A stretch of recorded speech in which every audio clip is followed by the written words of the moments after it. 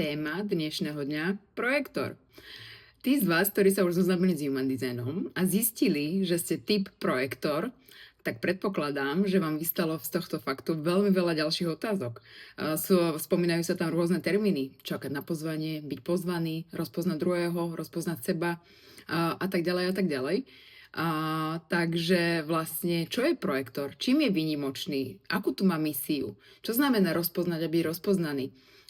Čo znamená, keď sa povie, že projektor je tu nie je na to, aby pracoval. Tak vlastne, akú my máme mať prácu, alebo čo máme robiť, keď tu nie sme na to, aby sme pracovali. Čo skutočne znamená to čakať na pozvanie? Ako to zistím? Čo je pozvánka? Či je pre mňa správna? Či ju mám prijať? A keď ju príjmem, aké ďalšie kroky mi z toho vyplývajú? Aké má projektor vnútorné rozhodovacie autority? A tak ďalej a tak ďalej. Projektor je neskutočne obrovská téma, jednak na uchopenie, potom na pochopenie a precítenie cez vlastné telo.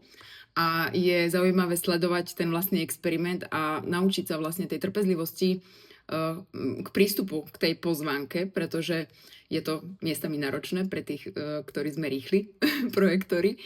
A vlastne týmto by som vás chcela pozvať s Marťou do nášho trojhodinového webinára, ktorý sa volá Rozpoznať a vést. A je určený výhradne typu projektor, kde si preberieme všetky tieto témy, alebo všetky tieto otázky, ktoré som už spomenula. A tým, že my s Marťou obidve sme nadšené projektorky a milujeme to, kým sme, tak vlastne budeme sa zaoberať týmito typmi otázok, odpovedí, budeme sa vám snažiť dať čo najviac praktické rady, ukážky.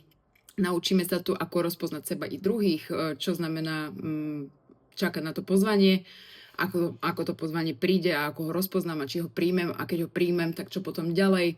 Prebereme všetky typy autorít, prebereme podtypy projektorov, lebo je projektor napríklad klasický, energetický alebo mentálny, aký je medzi nimi rozdiel a tak ďalej. Takže ak vás to zavolalo, ak sa pokúšate nájsť odpovede na vlastné otázky, tak potom u nás na webe už je otvorená registrácia na náš úžasný webinár, ktorý bude 14. apríla a všetci ste tam srdečne vítaní. Tešíme sa na vás. Pa, pa.